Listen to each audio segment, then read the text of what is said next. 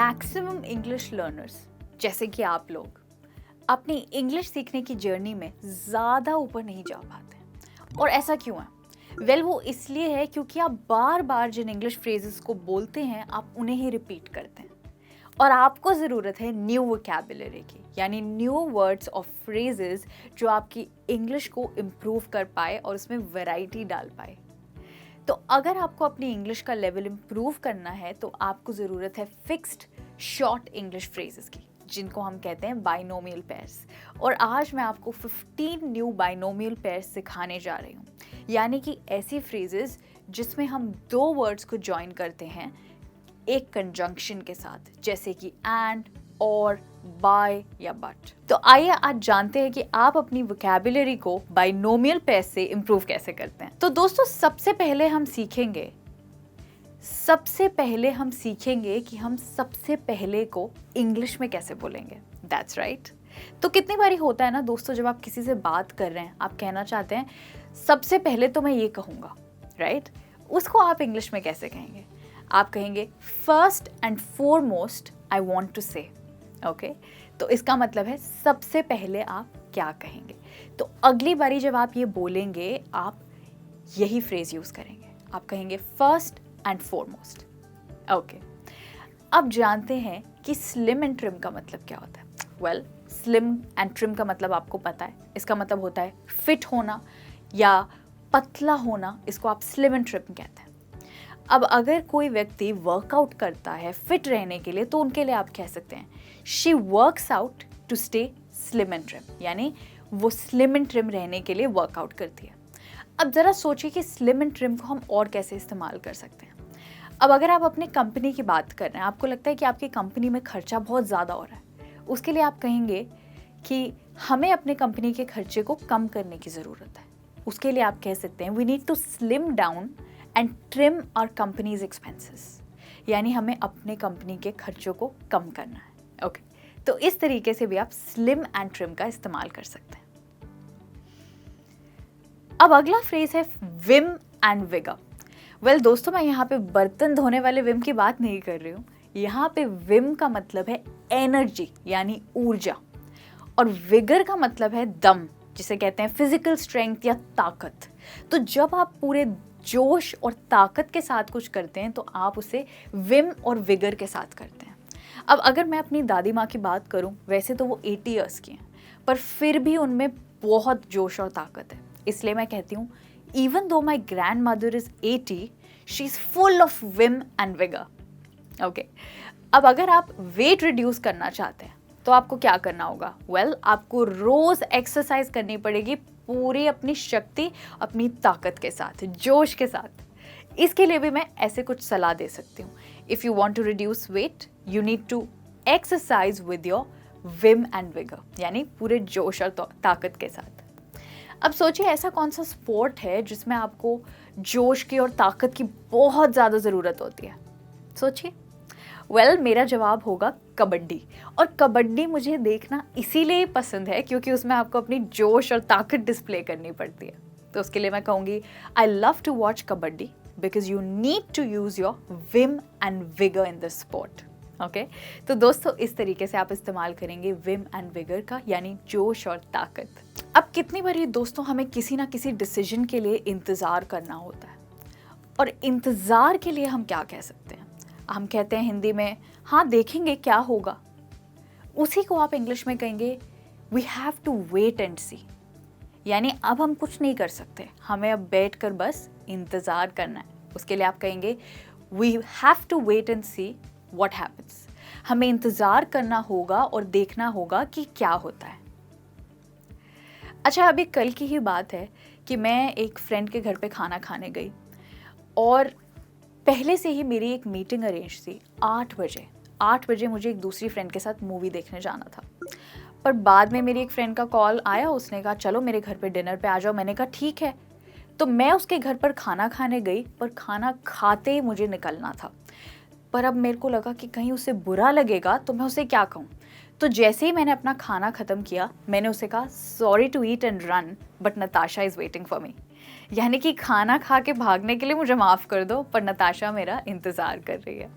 तो इस तरीके से दोस्तों कभी कभी अगर आपको कहीं भागना पड़े, आप कहीं डिनर पे हैं और आपको बस जाना पड़े कहीं पे, तो आप कहेंगे sorry to eat and run, यानी खाना खा के भागने के लिए एकदम माफ़ कीजिएगा, मुझे पता है मुझे आपके साथ समय बिताना चाहिए पर मुझे अभी कहीं जाना है।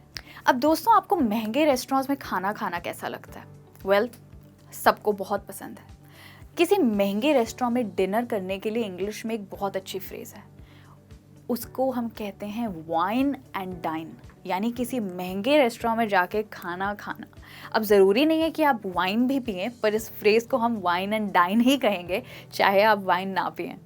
तो आप कहेंगे the wine and dine at this hotel is among the best you will ever find, यानी इस होटल में खाना सारे होटल्स से सबसे अच्छा है।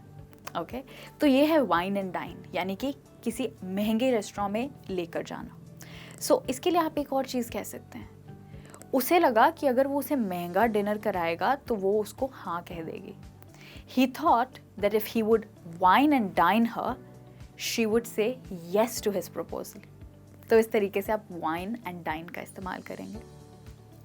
अब कितनी बारी दोस्तों ऐसा होता है कि किसी चीज़ के लिए हमें कहना होता है कि वह हर समय यही करती रहती है, जैसे कि साक्षी, वो हर समय वो ही टी शर्ट और वो ही जीन्स पहनती है। उसके लिए मैं कहूँगी year in and year out, यानी हर बारी, जिसे हम कह सकते हैं हर साल। अब एक एग्जाम्पल देखते हैं, साक्षी हमेशा यही टी शर्ट और यही जीन्स पहनती है। Sakshi wears this T shirt and jeans year in and year out, यानी हमेशा हमेशा।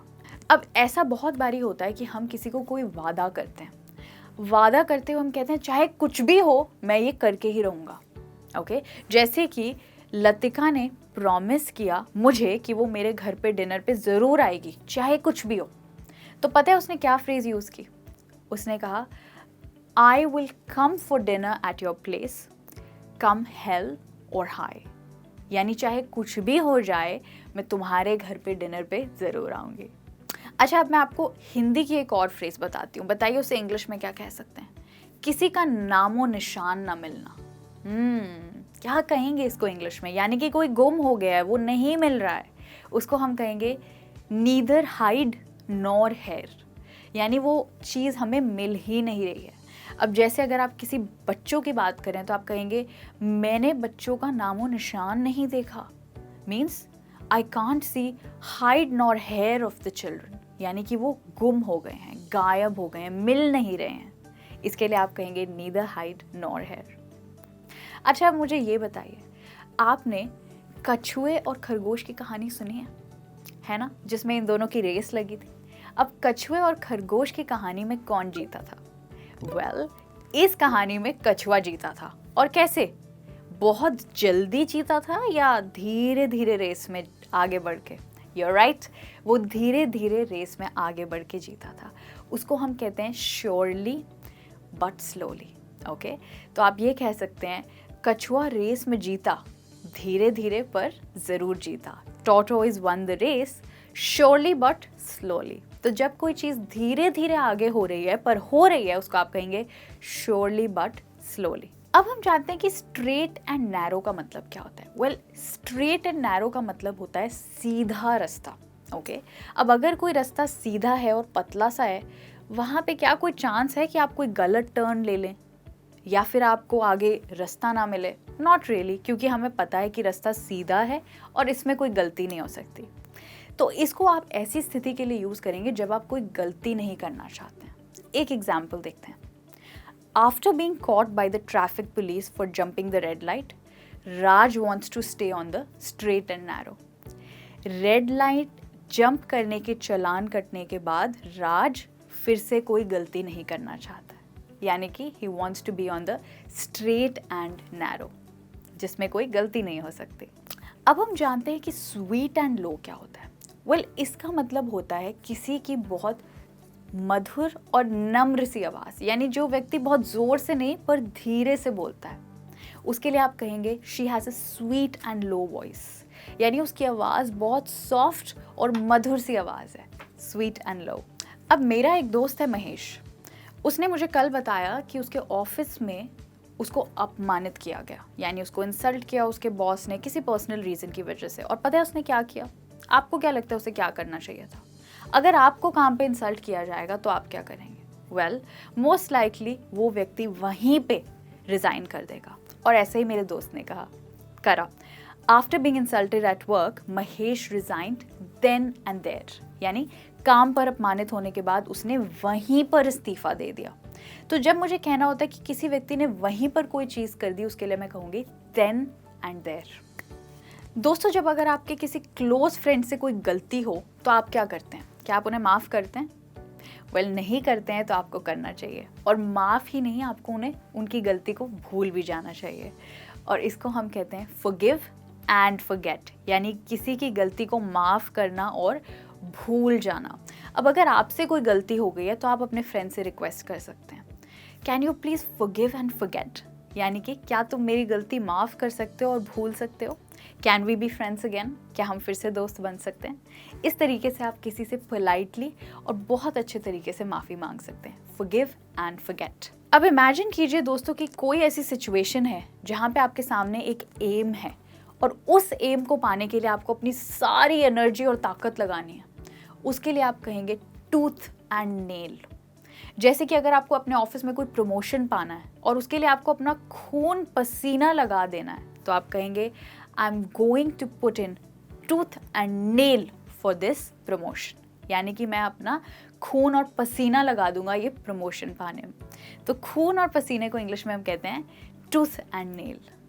तो दोस्तों, ये था हमारा आज का लास्ट बाइनोमियल पेयर। और आज आपने सीख लिए हैं कम से कम 15 ऐसे बाइनोमियल पेयर जो आपकी मदद करेंगे सिंपल इंग्लिश फ्रेजेस को रिप्लेस करने में, और अब आप यूज़ कर पाएंगे बेटर और एडवांस्ड फ्रेजेस। तो याद रखिएगा कि अगली बारी जब आपको कहना हो कोई भी चीज़ के लिए कि सबसे पहली बात तो ये है, तो आप कहेंगे फर्स्ट एंड फॉरमोस्ट। वेल, ये था मेरा आज का लास्ट पॉइंट और इसके बाद हम आज का लेसन ख़त्म कर रहे हैं। मैं उम्मीद करती हूँ कि आप जल्द ही वापस आएंगे और इंटरेस्टिंग लेसन्स मेरे साथ देखने के लिए। Till then, take care, bye bye.